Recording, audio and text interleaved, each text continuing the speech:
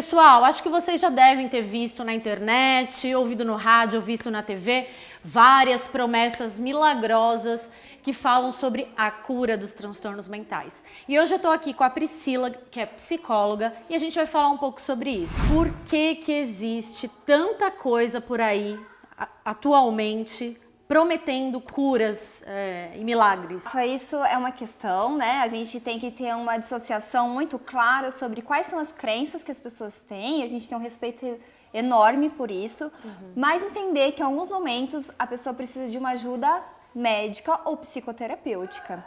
E realmente as pessoas acabam tendo uma tendência para algumas crenças que isso não é de agora, isso tem uma história por trás, e inclusive no início da história antiga, na era medieval, qualquer tipo de transtorno mental, qualquer tipo de deficiência era atrelado a uns princípios divinos, né? Ou eram os deuses, ou na Idade Média, quando a gente fala, era só um deus, né, onipotente que cuidava de tudo isso.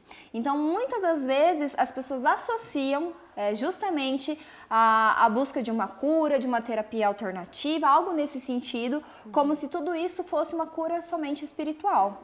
E aí, no campo da medicina, quando eu me refiro principalmente à saúde mental, que é a psiquiatria e a psicologia, nós estamos falando de ciência. E a ciência, ela vem para contribuir e não para negar ou para reduzir essas crenças, mas para contribuir justamente nessa ajuda que a pessoa precisa, para o tratamento que ela precisa, porque ela tem um sintoma e sintoma precisa ser tratado. A hipnose, né? Eu já conversei até com algumas pessoas, conheço, que fizeram cursos e que montaram consultórios e estão atendendo. A resposta delas é que Freud usava a hipnose. Como que fica isso para quem é leigo e acaba procurando isso, uma pessoa que fez um curso, para, por exemplo, resolver uma questão de trauma, fobia, enfim? Isso. Acho que a principal questão é saber quem é o profissional que vai usar essa técnica.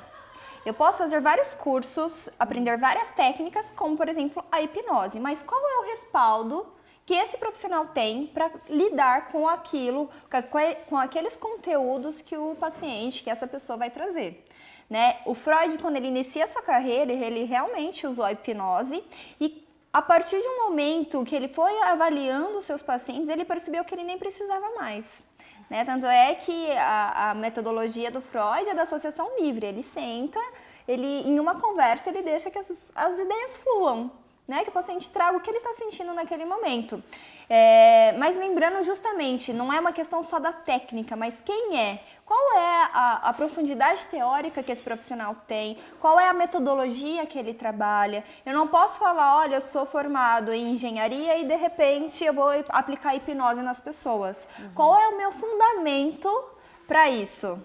Né? Qual é o meu estudo acerca desse tema?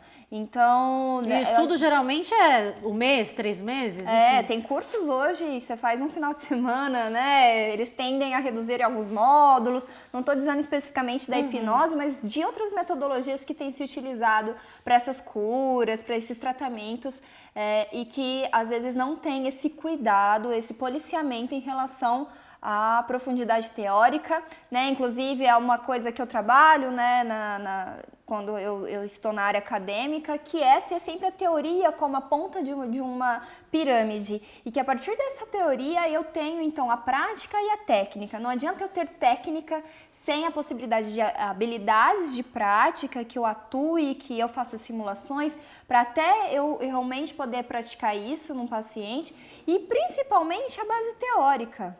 Então, às vezes, até os alunos, quando fazem um curso de psicologia ou a medicina, falam, nossa, mas estuda tanta teoria, é justamente isso.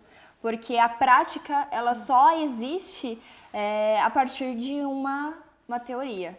Então, não é qualquer pessoa que pode aplicar uma hipnose, né? Por que não existe uma regulamentação, um controle? Isso tá pulverizando aí na sociedade de uma forma muito rápida. Existe sim as metodologias, por isso que esses cursos têm uma regulamentação, né? Claro, exceto alguns outros, mas existe uma regulamentação para dar esse suporte aos cursos. Mas é a forma como eles aceitam e como eles formam essas pessoas, né? Então, às vezes, fazer uma formação em um breve período de tempo, o quanto aquela pessoa se aprofundou naquele tema para dar conta. Então, eu já vi casos de profissionais que não eram tão preparados na área, aplicou a técnica perfeitamente, mas depois que alguns sintomas, alguns conteúdos vieram dessas pessoas, desses pacientes, esse profissional não conseguia lidar. E algumas pessoas adoeceram, então ou precisaram buscar tratamento psicológico, psiquiátrico, mas entenda que quem deveria ter a responsabilidade sobre aquilo é essa pessoa que, né, se propôs a aplicar uma técnica em que ela não tinha um respaldo teórico. Tem uma coisa que a gente vê o tempo todo na internet, e isso às vezes me deixa confusa, eu confesso, que é ser coaching, né? Infelizmente, aí o tempo todo mundo é coaching, querem tratar a saúde mental. Então, como que é isso? Como que a psicologia vê isso? Eu acho que assim, nós temos um respeito em relação à técnica do coaching, tem formação para isso, uma certificação, né, que é usado inclusive muito na área profissional, porque o coaching ele tem uma proposta de você ajudar nesse desenvolvimento pessoal ou profissional para atingir metas, né? E aí, justamente, o que a psicologia se posiciona é de que esse coach, né, que é o profissional que aplica o processo do coaching, ele precisa ter esse cuidado de que a partir do momento que ele entra em conteúdos psicológicos e emocionais, isso não é mais do âmbito dele. E ele precisa fazer um encaminhamento para quem domina a área, que seria, então, a psicoterapia ou a psiquiatria em casos mais graves. Então, é esse cuidado que precisa. E, de fato, aí nós temos muitos profissionais que se formam em um espaço curto de tempo em coaching, mas ele tem que trabalhar no âmbito dele, com as metodologias somente para alcançar metas, objetivos, competências que as pessoas querem desenvolver. E não cuidar de conteúdos emocionais, traumas, que isso é da nossa área. Você acredita que essas técnicas que estão aí no mercado, que como você disse, tem que parar, porque né, eles têm que ver que já saiu do âmbito dele, isso banaliza a profissão do psicólogo? Em alguns momentos, sim. Né? Hoje a gente tem uma grande variedade de pessoas procurando por outros tipos de técnicas, terapias alternativas que perdem um pouco essa sustentação da psicologia, digamos assim, né? Porque, de fato, não é que eles não ajudam, ajuda muito, mas justamente o momento que nós temos que lidar com algo que é somente da área do psicólogo, muitas pessoas podem ficar confusas, ou por exemplo, mas o coach eu faço 10 sessões e tá tudo certo.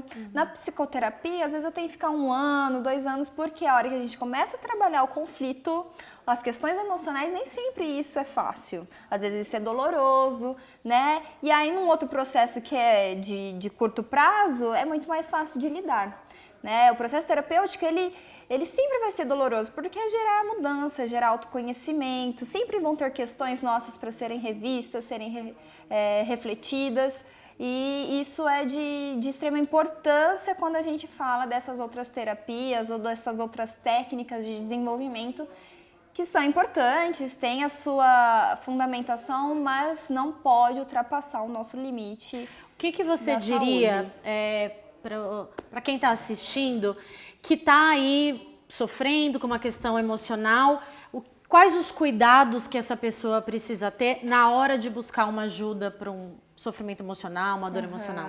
Sim. A gente sempre direciona, orienta, né? Que você conheça quem é esse profissional, qual é a formação que ele tem, qual a abordagem teórica, qual a fundamentação que esse profissional tem para te oferecer.